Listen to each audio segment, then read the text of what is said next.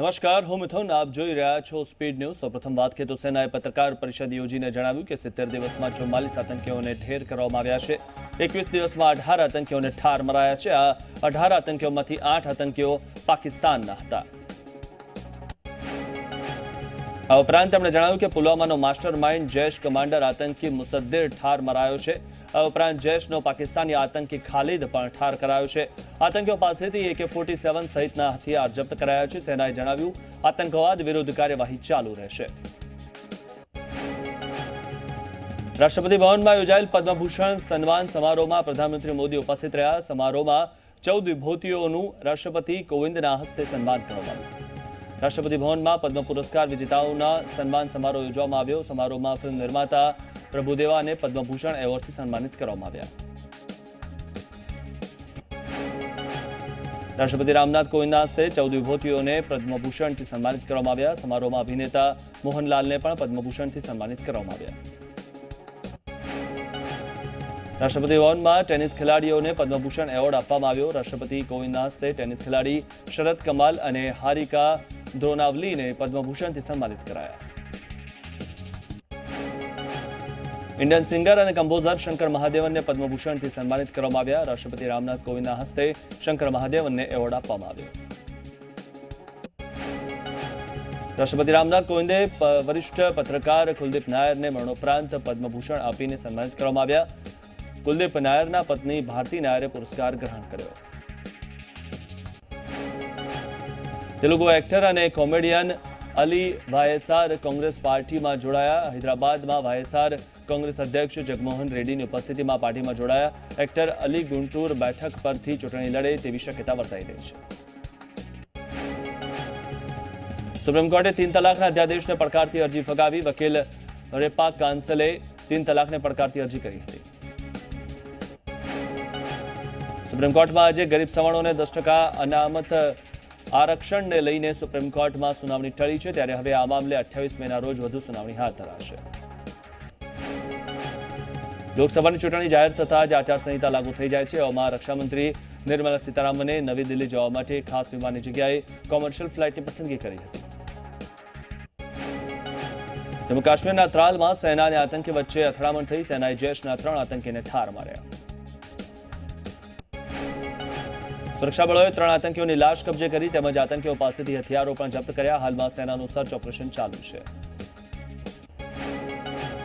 જમ્મુ કાશ્મીર ત્રાલમાં થયેલી આતંકી અથડામણમાં માસ્ટર માઇન્ડ મુદાસિર આતંકીને ઠાર કર્યો હોવાની આશંકા. તો આ જ માસ્ટર માઇન્ડ આતંકીએ પુલવામા થયેલા હુમલા માટે બારૂદ પહોંચાડ્યો હતો.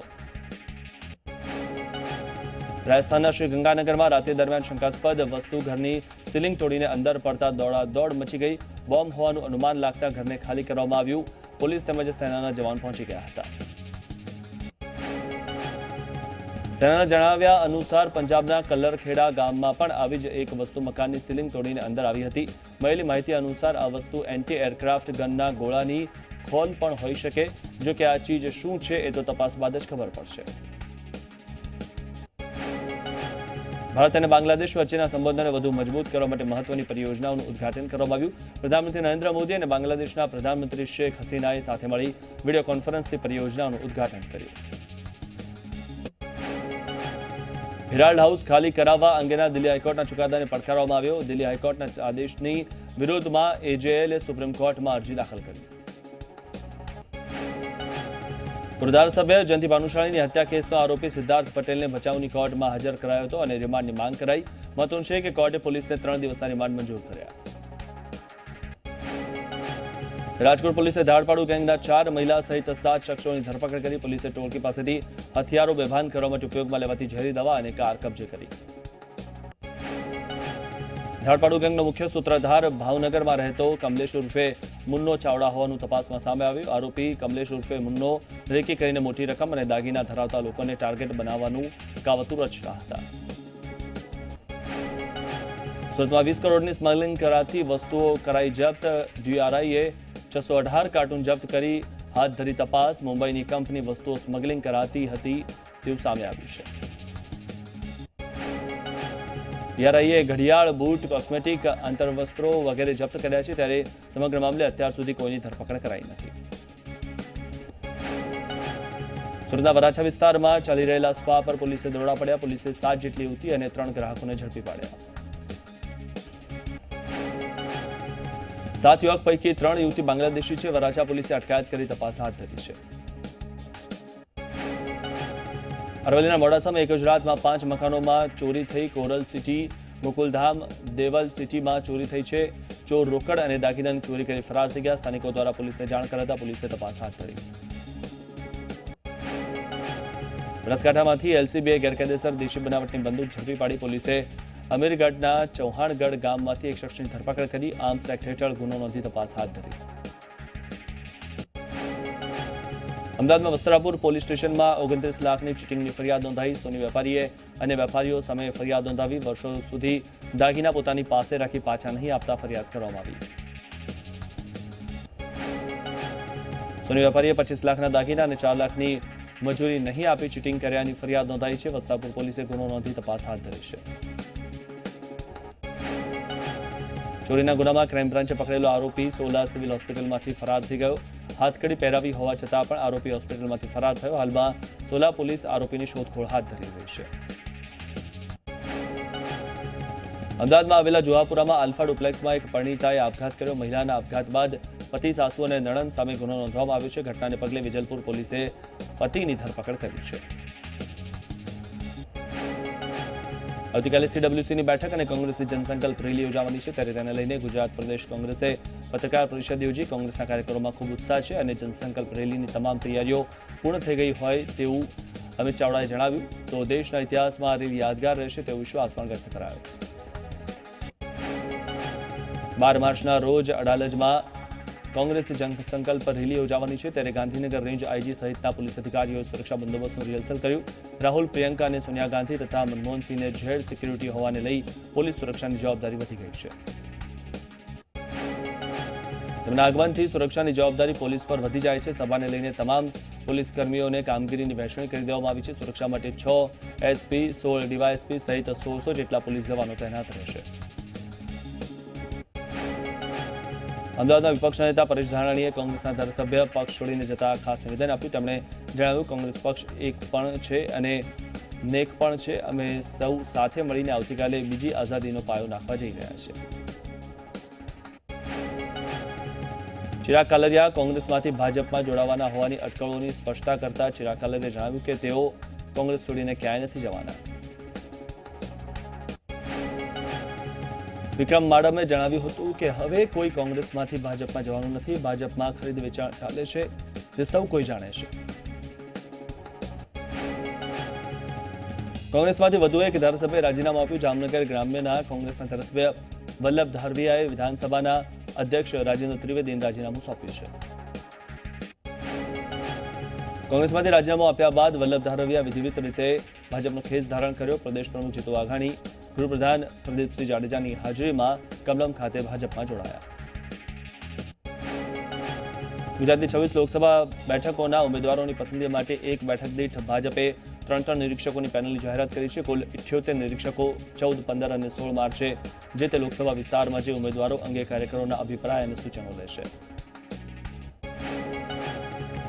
17, 18 અને 19 માર્ચે ગુજરાતની ચૂંટણી સમિતિના નિરીક્ષકોના અહેવાલ પર ચર્ચા વિચારણા થશે. ત્યારબાદ ગુજરાત ચૂંટણી સમિતિ કેન્દ્રના પાર્લામેન્ટરી બોર્ડ સમક્ષ અહેવાલ રજૂ કરાશે. ધ્રાંગધ્રા હળવદના ધારાસભ્ય પદેથી રાજીનામું આપનાર પરસોત્તમ સાબરિયા આજે 1000 સમર્થકો સાથે ભાજપમાં જોડાયા. ભાજપના પ્રદેશ નેતાઓની હાજરીમાં આજે કમલમ ખાતે પરસોત્તમ સાબરિયાને કેસરીયો ધારણ કર્યો. પરસોત્તમ સાબરિયાના ભાજપમાં આવવાથી લોકસભા ચૂંટણીમાં ભાજપને હળવદ ધ્રાંગધ્રા મત વિસ્તારના મતદારોનો સાથ મળી શકે છે. હાલમાં જ મંત્રીમંડળનું વિસ્તરણ થયું હોવાથી હવે પરસોત્તમ સાબરિયાને મંત્રી બનાવવાની શક્યતા નહીવત છે.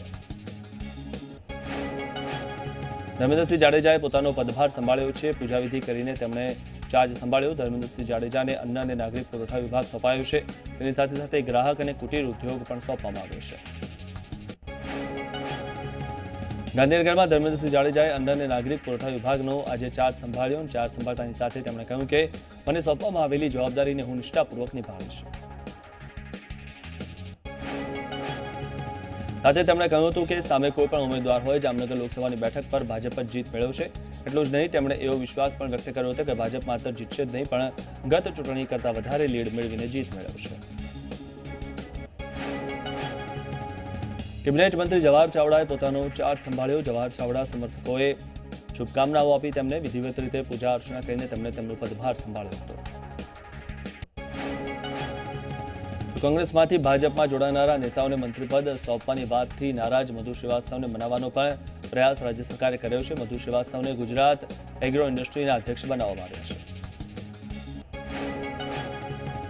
સાણંદના ધારાસભ્ય કનુ પટેલ ભાજપમાંથી રાજીનામું નહીં આપે. રાજીનામાની વાતનું કનુભાઈએ ખંડન કર્યું છે અને કહ્યું કે હું ભાજપમાં જ છું. વિજેતપુરના પૂર્વ ધારાસભ્ય અને સંસદીય સચિવ જયંતિ રાઠવાએ છોટાઉદેપુર બેઠકથી ભાજપ માટે ચૂંટણી લડવાની ઈચ્છા દર્શાવી. સામાન્ય રીતે કોઈ પણ ઉમેદવાર પોતાની દાવેદારી વ્યક્ત કરતો નથી, પરંતુ જયંતિ રાઠવાએ જણાવ્યું છે કે તેમને ટિકિટ આપવામાં આવે તો 2 થી 2.5 લાખ મતથી તે વિજયી થશે તેવો દાવો તેમણે કર્યો છે. ખેડાના નડિયાદમાં લોકસભાની ચૂંટણીને લઈને મંથન. ભાજપના ચૂંટણી પ્રભારી ઓમ માથુર પણ રહેશે હાજર, તેમજ પ્રદેશ પ્રમુખ જીતુ વાઘાણી સહિત આગેવાનોની હાજરી. મહેસાણા ભાજપના રાષ્ટ્રીય ઉપાધ્યક્ષ ઓમ માથુર જિલ્લા કાર્યકર્તાઓની સાથે કરશે બેઠક. લોકસભા ચૂંટણીને લઈને ભીખુભાઈ દલસાણિયા, જીતુભાઈ વાઘાણી, કેસી પટેલ પણ બેઠકમાં હાજર રહેશે. ત્યારે આ બેઠક સાંજે 4 વાગે મહેસાણા કમલમમાં યોજાઈ હતી. બનાસકાંઠાના ડીસામાં ગોબર ગેસ પ્લાન્ટનું ભૂમિપૂજન આજે શંકરભાઈ ચૌધરી કરવાના હતા, જેને ચૂંટણી તારીખો જાહેર થયા બાદ આચારસંહિતાને કારણે રદ કરવામાં આવ્યું છે. 32 કરોડના ખર્ચે 4 જગ્યાએ આ પ્લાન્ટ બનાવવાનો છે, ત્યારે આજે તેનું ભૂમિપૂજન રદ કરાયું છે. ભૂમિપૂજનના બદલે ડીસામાં જાહેર સભા યોજાશે. સભામાં શંકર ચૌધરી શક્તિ પ્રદર્શન કરશે. લોકસભાની ચૂંટણીને લઈને વલસાડ જિલ્લામાં આચારસંહિતાનો કડક અમલ શરૂ. જિલ્લામાં ખાનગી હથિયારના લાયસન્સ ધારકોના હથિયારો જમા કરાવવાનો આદેશ કરવામાં આવ્યો છે. તો તંત્રના આદેશના પગલે પોલીસ મથકોમાં લાયસન્સવાળા હથિયાર ધારકોએ હથિયાર જમા કરાવવાનું શરૂ કર્યું છે. ચૂંટણીની તારીખ જાહેર થતાં આચારસંહિતા લાગુ થઈ, જેને પગલે નર્મદાના રાજપીપળા શહેરમાં રાજકીય પાર્ટીના લાગેલા પોસ્ટરો હટાવવાની કામગીરી શરૂ કરાઈ. રાજપીપળા નગરપાલિકાએ ઠેર ઠેર લાગેલા પોસ્ટરો હટાવ્યા હતા. ગુજરાતમાં આચારસંહિતાના અમલને લઈને મંત્રીઓએ પોતાના સરકારી વાહનો સેક્ટર નંબર 30માં જીટીએસમાં જમા કરાવ્યા. રાજ્ય સરકારના તમામ મંત્રીઓ આગામી 24 કલાકમાં પોતાના સરકારી વાહનો જમા કરાવશે. આચારસંહિતા લાગુ થઈ ગયા છતાં પણ એએમસીની વેબસાઇટ મેયરનો ફોટો જોવા મળ્યો યથાવત. હજી પણ મેયર વિજલબેન પટેલનો ફોટો સાઇટ પરથી નથી દૂર કરવામાં આવ્યો. ત્યારે આ ફોટો જોતા ઈ ગવર્નન્સ વિભાગની કામગીરી સામે પ્રશ્નાર્થ ઉભા થાય છે. આચારસંહિતા લાગુ થઈ ગયા છતાં પણ ગાંધીનગરના પ્રવેશદ્વાર પર જ મોદી, રૂપાણી અને નીતિન પટેલની તસવીરોવાળા હોર્ડિંગ હજુ ઉતારાયા નથી. ચૂંટણી પંચના ધ્યાનમાં હજુ આ હોર્ડિંગ ધ્યાનમાં ના આવ્યા હોવાનું આશ્ચર્ય સર્જાયું છે. લોકસભાની ચૂંટણી લઈને અમદાવાદ શહેરના 6000થી વધુ શિક્ષકોને ચૂંટણીની કામગીરી સોંપવામાં આવી. પરિણામ જાહેર ન થાય ત્યાં સુધી શિક્ષકોને ચૂંટણીની કામગીરી સોંપવામાં આવી છે. અમદાવાદમાં લોકસભા ચૂંટણીની તૈયારીઓનો ધમધમાટ શરૂ થઈ ગયો છે. ચૂંટણીની તૈયારીઓને ધ્યાનમાં રાખીને અમદાવાદમાં 23 મે સુધી તમામ કર્મચારીઓની રજા રદ કરવામાં આવી છે. હાર્દિક પટેલની સજા માફ કરવાની અરજી પર હાઈકોર્ટમાં સુનાવણી હાથ ધરાઈ શકે છે. વિસનગરના પૂર્વ ધારાસભ્યની ઓફિસમાં તોડફોડ, હિંસા ભડકાવાના મામલે હાર્દિકને સજા થઈ છે, ત્યારે હાર્દિકે સજા માફ કરવા માટે હાઈકોર્ટમાં અરજી કરી છે.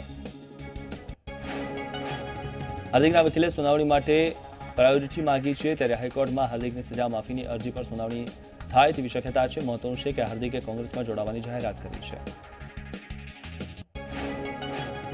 હાર્દિક પટેલને લઈને લલિત વસોયા, લલિત કગથરા અને કિરીટ પટેલે પ્રભારી રાજુ સાથે બેઠક કરી.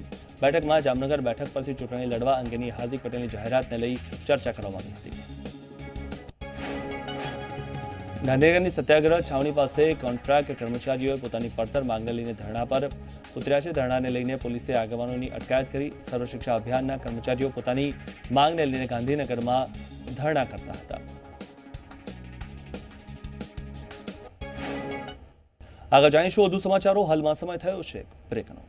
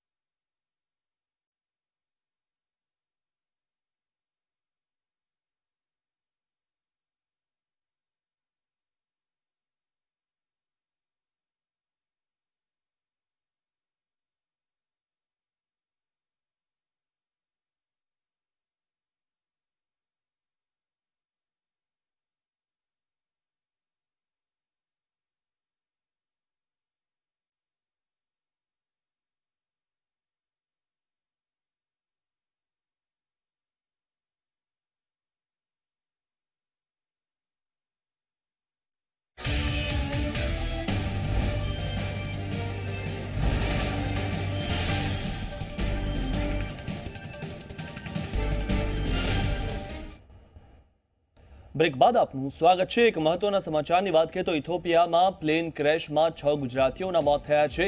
પ્લેન ક્રેશમાં 6 ગુજરાતીના મોત થયા છે, ત્યારે સુરતના 4 લોકોના મોત થયા છે આ ઘટનામાં, અને આ જ પરિવારના 2 સભ્ય અમદાવાદમાં પણ છે। અમદાવાદના 2 સભ્યોના પણ મોત થયા છે। તો ગઈકાલે જે આ દુર્ઘટના ઘટી હતી અને જે પ્લેન ક્રેશ થયું હતું તેમાં 6 ગુજરાતીઓના મોત થયા છે। તેમાં સુરતના 4 લોકોના મોત થયા છે। આપ જે દ્રશ્યમાં જોઈ રહ્યા છો, સુરતના 4 લોકોના પ્લેન ક્રેશમાં મોત થયા છે, ત્યારે આ જ પરિવારના 2 સભ્ય અમદાવાદમાં પણ છે। અમદાવાદના 2 સભ્યોના પણ તેમાં મોત થયા છે।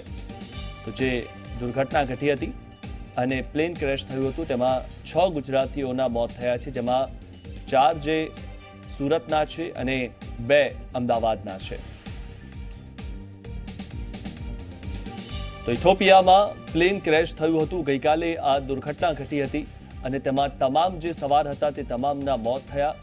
તેમાં 6 ગુજરાતીઓના પણ મોત નિપજ્યાના સમાચાર સામે આવી રહ્યા છે। ત્યારે આ પ્લેન ક્રેશમાં જે 6 ગુજરાતીઓના મોત થયા છે તેમાંથી સુરતના 4 લોકોના મોત થયેલા છે। ત્યારે આ જ પરિવારના 2 સભ્ય અમદાવાદમાં પણ છે, તે અમદાવાદના 2 સભ્યોના મોત થયા છે।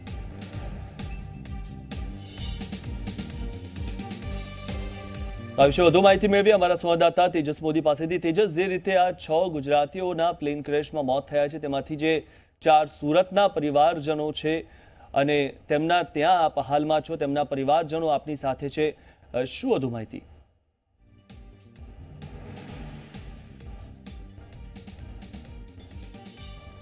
થોડાક જ સમય પહેલાં આખી ઘટના તેમના સુધી પહોંચી હતી। ખૂબ જ દુઃખદ ઘટના છે, કારણ કે પરિવાર કેનેડા રહેતો હતો, ફરવા માટે જઈ રહ્યો હતો અને તે સમયે જે ઇથોપિયાનું જે પ્લેન છે તે ક્રેશ થયું હતું। પિતા છે, માતા છે, પરિવારજનો અહીં થોડા સમય પહેલાં જ રહેવા માટે આવ્યા છે। એમના પિતા સાથે સૌથી પહેલાં વાત કરીએ। સર, જે પ્રકારની ઘટના બની છે, ખૂબ દુઃખદ ઘટના છે, તમને આખી ઘટનાની જાણ કેવી રીતે થઈ? કોના દ્વારા તમને આખી માહિતી મળી? અમને લગભગ 6:30 વાગે ફોન મળ્યો હતો। અમારી જે પુત્રવધુ છે ને એના મામા તરફથી, એ અહીંયા સુરતમાં જ રહે છે, પાલમાં રહે છે, તેના તરફથી અમને સમાચાર મળેલા કે આ રીતનું પ્લેન ક્રેશ થયું છે। આપણો દીકરો ક્યાં રહેતો હતો, ક્યાં જતો હતો અને શું છેલ્લી કઈ વાતચીત થઈ હતી તમારી સાથે? દીકરો ટોરન્ટોમાં રહેતો હતો અને એ લોકો ફરવા માટે આફ્રિકા જવાના હતા, મોમ્બાસા, અને જતી વખતે એણે કહ્યું કે અમે હવે અહીંથી નીકળીએ ટોરન્ટોમાં। પછી અમારી સાથે કોઈ કોન્ટેક નથી થયો એનો। આખો પરિવાર હતો, કારણ કે દીકરો છે, પુત્રવધુ છે, 2 બાળકીઓ છે, સ્વાભાવિક છે કે આપણું આખું પરિવાર જતું રહ્યું છે, દુઃખની ઘટના છે। ખાસ બાળક સાથેની પુત્ર સાથેની બાળકો સાથેની કયા પ્રકારની યાદો છે તમારી? યાદોમાં તો શું હોય, હવે એ લોકોના ફોટા છે અમારી પાસે, બીજું તો કોઈ યાદ કોઈ રહેવાની હવે કોઈ રહ્યા નથી। એટલે હવે આપ છેલ્લે ક્યારે ગયા હતા આપણા દીકરા પાસે? 2017માં અમે ગયેલા હતા અને 2017ના 3 મહિના રહીને ઓક્ટોબરમાં અમે પાછા આવી ગયેલા। ત્યારે અમે લોકો ફ્લોરિડા ને બધે ફરવા ગયેલા એની સાથે। ખાસ જે રીતે આખી ઘટના બની છે અને જે બોડી છે ત્યાં છે, લાવવાનો કોઈ પ્રયાસ અથવા તો ત્યાં સાથે કોઈ વાતચીત થઈ હોય કે ખરું? અમારી તો કોઈ વાતચીત ડાયરેક્ટ થઈ નથી ત્યાંની સાથે। અને એ લોકોએ ઇથોપિયામાં જે એ લોકો જ્યારે ટોરન્ટોમાંથી નીકળ્યા અને ઇન્ટરનેશનલ ફ્લાઇટમાં કેન્યા ગયા અને પછી ત્યાંથી ડોમેસ્ટિક ઇથોપિયા એરલાઇન્સનું ફ્લાઇટ લીધું એ લોકોએ, 6 જ મિનિટમાં ઉડાન ભરીને તૂટી પડેલું। એની અંદરના એ લોકોએ એમ કહ્યું કે બધા જ ક્રૂ મેમ્બર્સ થઈને બધા જ ખલાસ થઈ ગયા છે અને બધા એટલા ખરાબ રીતે દાઝી ગયા છે અને પ્લેનનો તો એકદમ મલબૂત થઈ ગયો છે।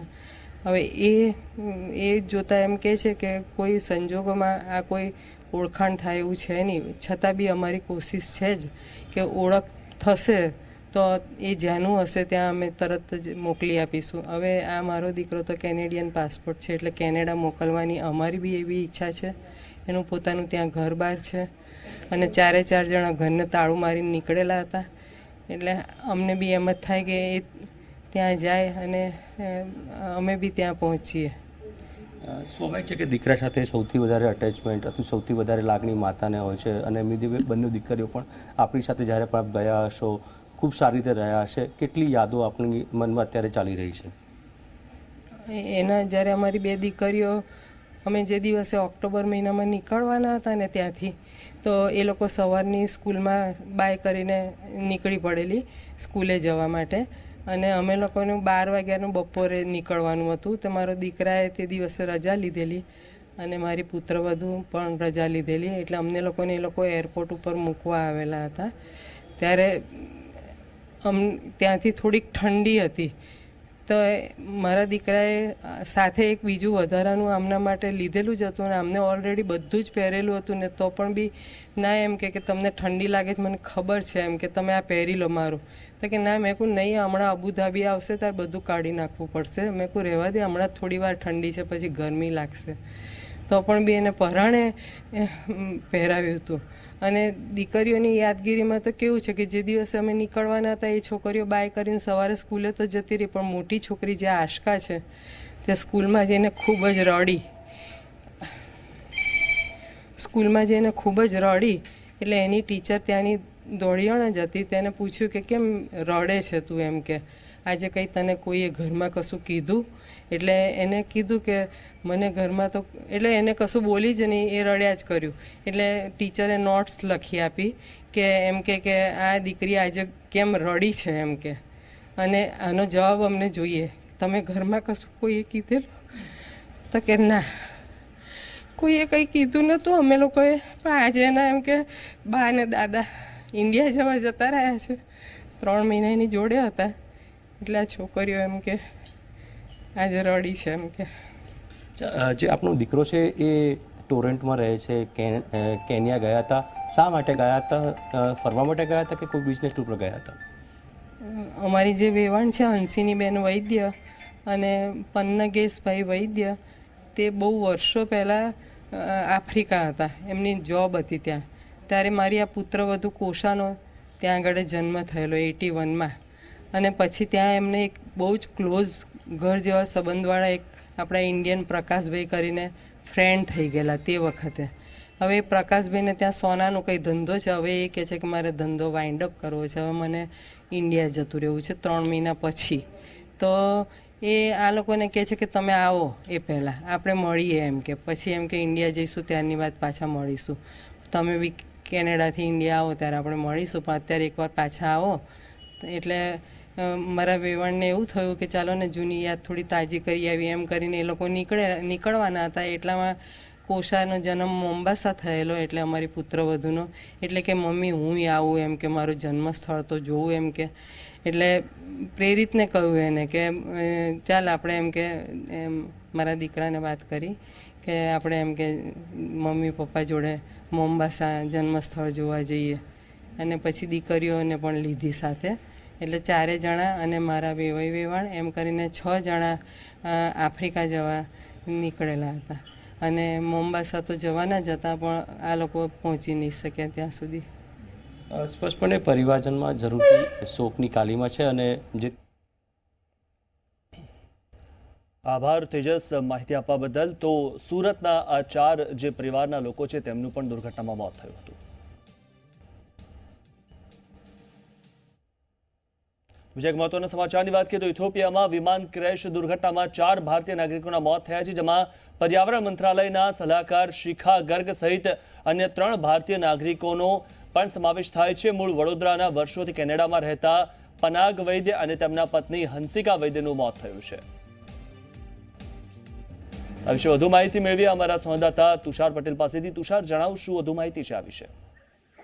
ચોક્કસથી મિથુન, જે આ દુર્ભાગ્યપૂર્ણ ઘટના છે, ઇથોપિયાનું જે ક્રેશ થયું છે, ક્રેશ થયા બાદ ક્યાંક ને ક્યાંક ભારતીય નાગરિકોના જે મોત થયા છે, તેમાં જે પનાંગ વૈદ્યની વાત કરીએ તો પનાંગ વૈદ્ય અને હંસિકા વૈદ્યનું કનેક્શન વડોદરા સાથે જોડાયેલું છે, કેમ કે પનાંગ વૈદ્ય વડોદરામાં જ મોટા થયા હતા. સયાજી હાઈસ્કૂલની અંદર તેઓ શાળાકીય અભ્યાસ કર્યો હતો, અને ત્યારબાદ વડોદરાની વિશ્વવિખ્યાત મહારાજા સયાજી યુનિવર્સિટીમાં મિકેનિકલ એન્જિનિયરિંગની અભ્યાસ કર્યો હતો, અને વડોદરા ખાતે જ એમને એન્જિનિયરિંગ વિભાગની અંદર ફરજ બજાવી હતી અને ત્યારબાદ નિવૃત્ત થયા બાદ તેઓ કેનેડા ગયા હતા. મહત્વનું છે મિથુન કે પનાંગભાઈના જે પુત્ર અને પુત્રી છે વર્ષોથી કેનેડામાં સ્થાયી થયા હતા, ત્યારે છેલ્લા 8 વર્ષથી PR વિઝા ઉપર આ બંને પતિ પત્ની કેનેડામાં રહેતા હતા અને કેનેડાના બ્રાહ્મણની અંદર રહેતા આ પરિવાર દ્વારા જે પ્રવાસનું આયોજન કરવામાં આવ્યું હતું અને તેઓ જ્યારે વિમાનમાં સવાર થયા અને ત્યારે જ આ ક્રેશ થયું હતું.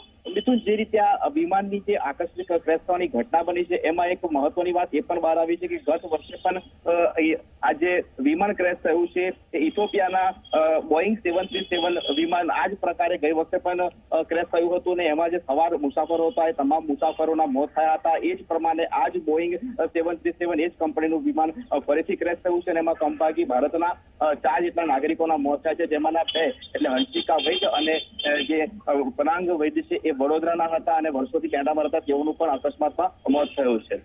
જી આભાર તુષાર માહિતી આપવા બદલ. તો હંસિકા વૈદ્ય જે મૂળ સુરતના વતની હતા અને તેમનું વડોદરા સાથેનું કનેક્શન છે. પનાંગ વૈદ્ય સામાજિક સયાજી હાઈસ્કૂલમાં તેમણે અભ્યાસ કર્યો હતો.